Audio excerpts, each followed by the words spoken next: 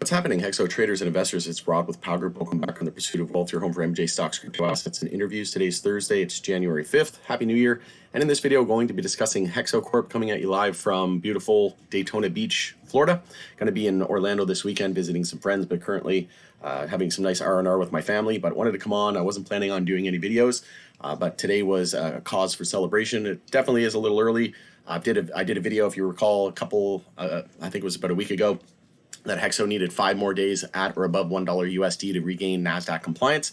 And we're at that same point in time again where we need 5 more days above that. So we're going to discuss all that and more today. I did a post in the Power Group private community yesterday saying that we were targeting 124, 125 USD from an inverse head and shoulders target. And we're going to look at the chart here in a moment and what I can expect in the days and weeks ahead and how we could have predicted this was going to happen. But going to drink a cold one here. Like I said, currently with my family. Going to be going to Chili's, Applebee's, haven't decided yet. Going to go watch the World Juniors, Canada versus Czech Republic. So cheers. We'll jump into the video here today. Like I said, I wasn't planning on getting a video out, but with the close today, just after the post from yesterday, very evident that the charts told us first. So if you recall, like I said, actually it was 12 days ago, HEXO, 5 more days above at or above $1 USD to regain compliance. And what a nasty move by the market makers, right? We had tax loss selling that is now out of the way. A lot of people are wondering the move at the end of the day today for HEXO, if that's attributed to news or something that's forthcoming. Personally, I don't think so. I think it was just a mix of tax loss selling and also market makers doing their absolute worst to head fake retail, right?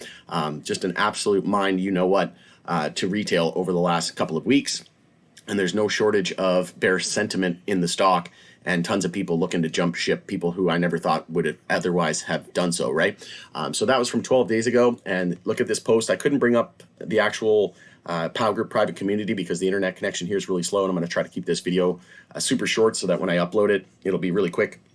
But essentially yesterday I posted at 11:24 a.m. So this would have been January 4th. I said HEXO looking to confirm a 4-hour uptrend and inverse head and shoulders bullish reversal pattern.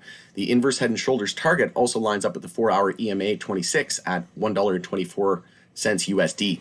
And you can see here HEXO today confirmed the 4-hour uptrend like I was looking for and confirmed the inverse head and shoulders, which is a bullish reversal pattern. So we have the left shoulder, the head, and then the right shoulder. And then on the right shoulder, this is usually where people start to capitulate here on the head, right? But it was just inverse head and shoulders. We formed that right shoulder, and then we confirmed the 4-hour uptrend. Then we confirmed the inverse head and shoulders. And if you take the measured move, which is just from the neckline to the head, and you extrapolate that out, it says here we were targeting 125 USD, and the chart said it first, right? And now we closed at 118, the high of the day, and we're likely targeting 125 USD. And if you take a look on the daily time frame, that was on the 4-hour chart. If you take a look at the daily time frame, we are now 5 days in a row. So we had a close at 102, 101, 101, 107, 118. So that's 5 days in a row. Now we need 5 more days. And something I want to bring up here that's very crucial, if we close under $1 tomorrow, we only have one more shot at getting the compliance, right? Because we would have 5 days this week coming, and then 5 days the week after that. So that'd be a total of 10 trading days. And then we have to get that before the 23rd, right? Or we could get another NASDAQ extension. That's possible as well. But this is looking really good. But if we do close below $1 on the 9th or thereafter, then we no longer have that chance of regaining compliance unless they get a NASDAQ extension. So this is looking really good. Best case scenario is that we close above $1 and we get another 4 days next week. So close above $1 tomorrow, and then by Thursday we could regain NASDAQ compliance if we get over $1 for the next 4 days after that. So best case scenario is we see that. Keep in mind that the S&P 500 still is a potential, it's a weekly bear flag at the moment. I can't really bring it up because, like I said, the internet's really bad here. But essentially, the S&P 500 is at a crucial level right now. It could potentially see a weekly bear flag and a weekly downtrend. But we're going to be watching the S&P 500. If the S&P 500 does confirm the weekly downtrend and the weekly bear flag, then that's going to be a cause for concern and going to provide headwinds for the MJ market. But at the moment, HEXO still hasn't confirmed a daily uptrend. This move is all coming off the low there at 90 cents. So what I want to see is a higher low form, but what we want to see is as big of a move as possible into tomorrow so that we can form that daily higher low. Realistically, what I would like to see is 2 more days of bounce and then target EMA 26 on the daily time frame, which is sitting there at 155.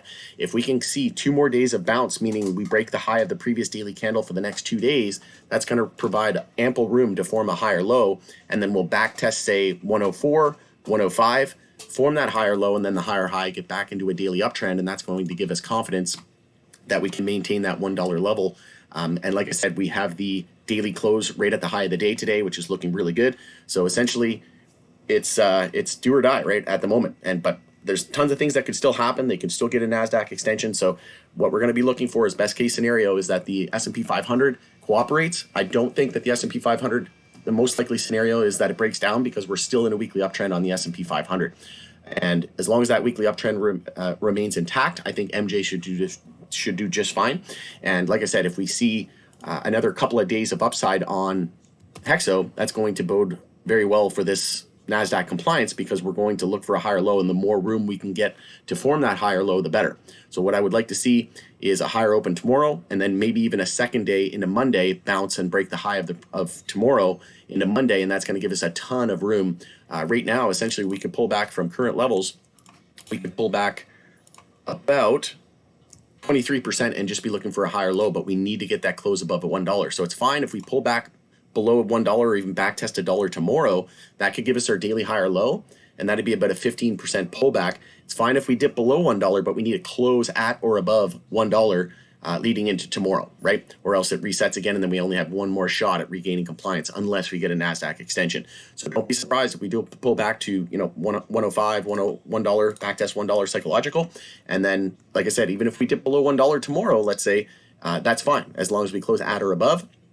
And you got to think, like, what a massive, head fake and mind, to retail leading into tax loss selling. We had 5 days above $1, and then we had this massive crash, right?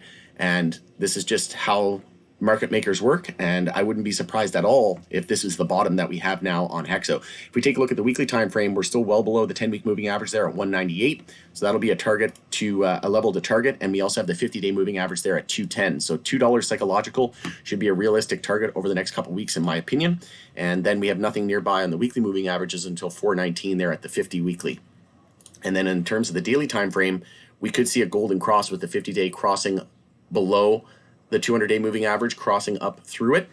We had the death cross back here, and then a ton of downside ensued. So if we see the 50-day below the longer-term moving averages, the shorter-term below the longer-term, and the 50-day is below the 200, if those cross, that's a golden cross, and we could potentially see a ton of upside from here. So like I said, wasn't planning on getting a video out, but massive, strong close into the day today. And this is the beauty of technical analysis. It doesn't work all the time, but you can see here that this inverse head and shoulders, and based on my tweet from yesterday, a lot of people probably laughed at that and said that, oh, that's never going to happen, right? But lo and behold, here we are today. HEXO up over 10%, CGC down almost 5%, ACB down over 5%, and Tilray in the red today, down about 0.75% today. And like I said, the S&P 500 kind of going against the grain there as well. So this is generally what happens when most people are capitulating, when most people think it's going the other way. That's generally when it goes the opposite direction. So looking forward to tomorrow. I may get another video out at some point soon. We'll see. But going to end it there. Thanks again for joining us on The Pursuit of Wealth. Hope you have a great evening. Going to be enjoying the game. Go Canada. And like I said, going to be doing some R&R, enjoying some R&R here with my family, my mom and my dad. I didn't see them during the holidays, so really looking forward to spending a few days with them, and then going to visit some friends in Orlando for the weekend. So looking forward to it. But thanks again for joining us on The Pursuit of Wealth. It's Rob with Power Group. If you could smash a like on your way out, I appreciate it. Share the video with anybody that might find value, and we'll see you on the next update. Take care.